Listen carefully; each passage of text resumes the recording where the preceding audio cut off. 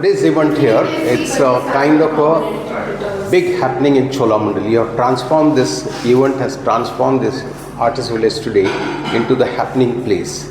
They have brought the stone all the way from the different countries, and they are telling the stories about the space and the stone, which relates to our country very much. Some of the sculpture, they told us that there is a tradition where they tell the stories, narrate the stories, and pass it on to next generation.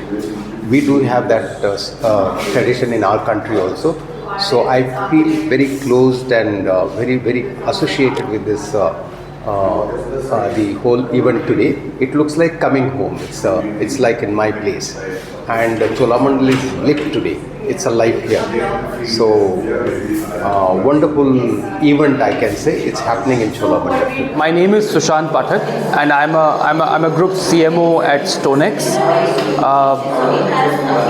So this event is a very unique initiative, and in fact the story started from a very small town which is roughly 300 kilometers from Milan, and I was there like almost 3 to 4 months back. And a very interesting story which came to me was that there was a very young girl, 21-year-old, who went to Query to start working there.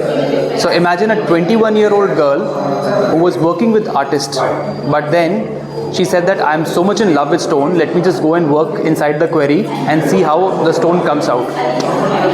When I spoke to her, there were some very interesting things that came out. That, for example, Lhasa is a place wherein people just don't, think about stone or create something beautiful out of stone, but they believe it is a beautiful part of their culture. So they sing song around it, they create chocolates around it, they create art around it. So that's how the idea started. We thought that there are beautiful stories hidden at the origin of every stone. And the reason for having this event is bring those beautiful stories together. So everywhere across the globe wherein you go and you go to the origin of stone, you'll find a beautiful story hidden. And the whole idea is that how can we bring in that story in a very powerful and evocative manner. So what you see here in the stone portrait, you move from one book to the other book. And actually what you're doing is you are witnessing a powerful story. You're witnessing a powerful story through sight, you're witnessing a powerful story through smell, through touch, and most importantly a chocolate which comes in from that region. Now travel to Drama, a region in northern Greece where time seems to soften. Here, spring water flows through quiet villages, olive trees twist towards the sun, and life is measured in seasons, not hours. There is a myth that Dionysus, the god of wine and festivity, once danced through these hills. That spirit still lingers in open-air cafes, in small family-run bakeries, and in the ritual of shared meals under the vine-covered patios. Pyrgon marble comes from this land. Pyrgon marble surface is soft white with faint golden lines. The people who work with it treat it with respect, shaped by the long tradition of living close to the land.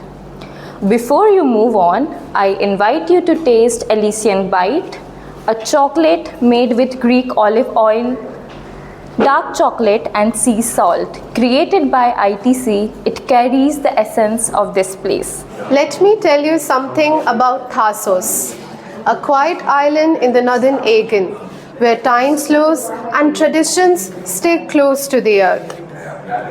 This quiet island is the home to Thrumba olive, ripened on the tree, handpicked and cured in salt. These olives hold protected designation of origin status, and they are deeply rooted in local culture. Life here moves with nature. Honey from wild thyme, wine from mountain grapes, and festivals filled with music, food, and tradition. Thasos marble has been a part of this island story for over 2,000 years. It is among the oldest marble and is still being used in the world today. Even now, you can go and see in the coastal quarries of Aliki and see how it echoes with memories of ancient hands that once carved and shaped the temples and theatres across the Mediterranean. In villages like Theologus, Thasos marble is still being used to handcraft jewelry out of it. But marble isn't just life. Isn't just history, it's life. At every turn, marble reminds of how people live, work, and remember. Here lies that remarkable piece of marble, rare and untouched. Before you go, I'd like you to invite to taste Fior de Fico, a chocolate of fig compote and whipped feta created by ITC. It distills the flavors of Thasos into a single thoughtful bite. Let me take you to northern Greece. Between the towns of Kavala and Drama, the land opens into the quiet hills of olive, pine and vine. The air is filled with the scent of salt and citrus, and life here moves along the rhythm of seasons. In Drama, every year, the International Film Festival brings town to life. The streets are filled with storytellers, artists and filmmakers from all around the world. These stories are not only told on the screen, they are told in the land, the tradition and the quiet conversations that happen under the grapevine. Bianco Vogue marble is born from this land. It carries the simplicity of the region, pure white with gentle veins that traces its surface. It has the calm elegance of the region. What you see before you is a piece of same stone in its raw form, unfinished, unfurnished, yet filled with potential. Made up of lemon ganache and pistachio truffle, it carries the brightness of lemon and softness of Greek air. We begin in Lhasa, a quiet alpine town in northern Italy, known for two things that rise from its soil: apricots and marbles. Every August, the town comes alive for a festival that honors both. The fruit appears in every form, preserved in jams, folded into pastries, paired with mountain cheese. It is a simple ritual, but it speaks to how closely the people live with the land. That same devotion extends to stone. Lhasa marble is cultivated high in the Alps and generations have shaped their lives around it. Here, marble is more than material. It is memory. And in this town, it is placed on the graves instead of flowers. It is a gesture of permanence, a quiet tribute that endures. And what you see here is a piece of that story, unpolished and unrushed. This is chocolate Dolce Sopira.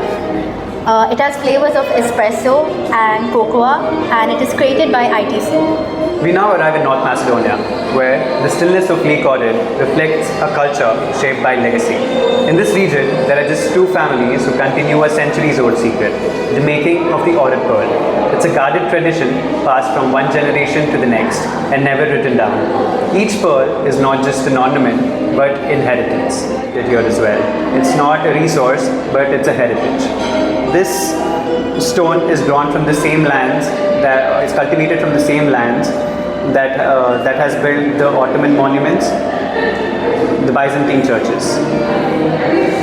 So before you leave, I would like you to invite you to taste the Ohrid Noir, a chocolate created by ITC.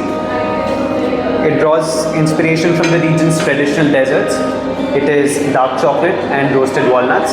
It is a flavor memory from the same place as this stone is from. Hi, I'm Magesh. I'm an artist based in Baroda, but I'm basically from Chennai. This work is actually about the image of a horse, always been related to the aspect of power and authority and dominance.